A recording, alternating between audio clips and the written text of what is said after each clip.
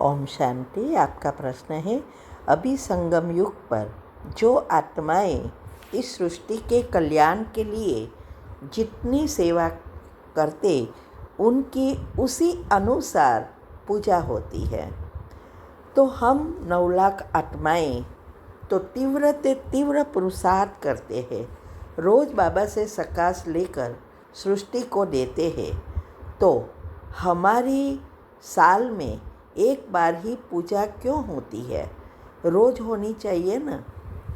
उत्तर है, देखो, तीव्र से तीव्र पुरुषार्थ तो 2 करोड़ आत्माएं भी करेगी।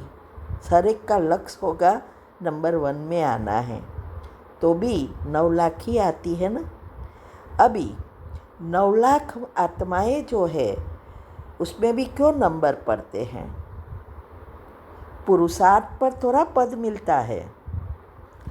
आत्मा में कितनी शक्ति भरी है और कितना अंतमति गति कितने मार्ग से पास होते हैं। जितना योग ज़्यादा उतनी आत्मा में शक्ति ज़्यादा, और योग ज़्यादा तो उसके पॉजिटिव वाइब्रेशंस सारे विश्व की एक एक आत्मा तक पहुंचता है और ज़्यादा होता है, क्योंकि ये तो बूंद बूंद से तालाब भरना है ना। तो इसीलिए ये नंबर पढ़ते हैं।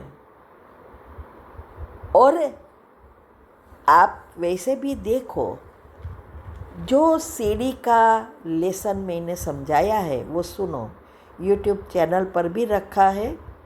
7 दिन की शिविर, और जब शिविर कराते हैं तो उसमें भी आता है कि कैसे पूजा शुरू होती है। तो सबसे नंबर 1 जो डायरेक्टर का काम है वो एक है शिव बाबा, निराकार परमात्मा, जो जन्म मरण के चक्कर से नहीं आता, और ये सृष्टि रचने वाला वो है और सृष्टि को परिवर्तन करने वाला भी वही है। तो उसकी पूजा होती है। नेक्स्ट कौन है?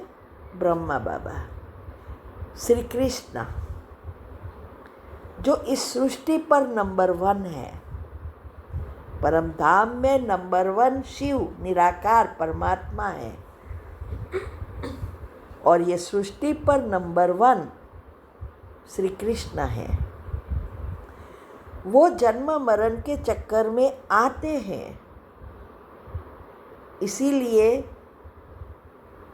वो 84 जन्म लेते हैं, क्योंकि जो जन्म मरण में जिसका जन्म है उसकी मृत्यु भी होती है, और जन्म है, शरीर लिया है तो विचार भी चलेंगे, विचार चलेंगे तो कर्म भी बनेंगे, और कर्म है तो दूसरा जन्म भी होना ही है।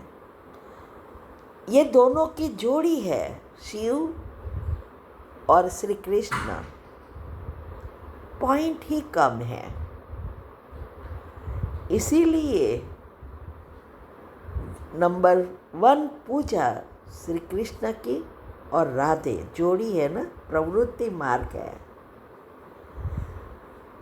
तो ये सबसे ज़्यादा काम करते हैं सृष्टि पर, वो तो रथ है भगवान का। और इसीलिए मंदिरों में भी आप देखेंगे लक्ष्मी नारायण, राम सीता और राधे कृष्ण, और देवियों के रूप में अम्बा माता की, कालकई माता की 8 देवियाँ जो है, और सबसे ज़्यादा पूजा जो होती है जगत अम्बा की, और नेक्स्ट श्री कृष्ण के साथ राधे या लक्ष्मी की। तो ये मुख्य वो जो पूजा होती है वो ये 2 आत्मा ही है, लक्ष्मी नारायण कहो, ब्रह्मा सरस्वती कहो, या श्री कृष्ण और राधे कहो, ये है। फिर जैसे जैसे समय जाता है, अभी कलयुग के अंत तक बहुत सारी देवियाँ आती है, क्योंकि 108 भी है और 8 भी है और 16,108 भी है। 9 लाख तो ये तो प्रजा है ना, तो आत्मा की शक्ति अनुसार उसने सेवाएं दी। तो 9 लाख आत्माएं कुल देवी है, इसीलिए उनकी पूजा उसके वंशज करते हैं, बाकी जनरली पूजा नहीं होती। और हाँ, वो कुल देवियों की फिर समय अनुसार, अभी कलयुग में देखो तो उसके मंदिर बनते हैं, शुरुआत में नहीं। और इसीलिए ये कुल देवी की भी देवी है। जैसे 8 से 108 बनते हैं, 108 से 16,108 तैयार होते हैं, और 16,000 से लेकर ये 9 लाख होते हैं। तो जो 8 का वंशज, पहले तो ये 9 लाख में ही आएगा ना, फिर 108 के बनेंगे। तो हमारे जो मुख्य पूर्वज है उसके साथ इस 9 लाख की भी पूजा तो हो ही जाती है पूर्वज के रूप में। लेकिन उसके वंशज जो है वो उसकी यादगार में, क्योंकि उसके तो उस समय तो फोटो भी नहीं थे, पिक्चर नहीं है, तो वो एक लोटा रख कर उसके ऊपर नारियल, पत्ते, पानी भरकर ऐसा कुछ पूजा करते हैं, या नवधा भक्ति करते हैं, वो लोग करते हैं। इसीलिए ऐसा नहीं है कि रोज़ होनी चाहिए, नहीं, वो तो ऑटोमेटिक भगवान का सॉफ्टवेयर जो बना है वो ऑटोमेटिक चलता है अबजों साल से, उसमें कोई परिवर्तन नहीं होता। तो कर्म का नियम उसमें है, लॉ ऑफ अट्रैक्शन है, सब चलता है। तो पूजा होगी या नहीं होगी उससे हमें कोई लेना देना नहीं है।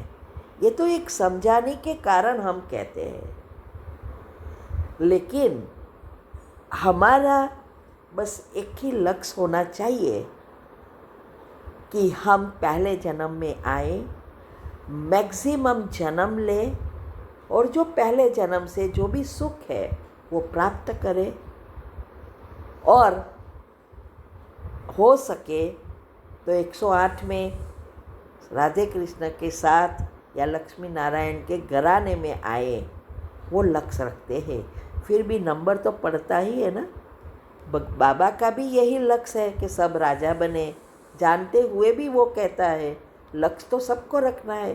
33 करोड़ का भी लक्ष्य यही है, नंबर 1 में आने का।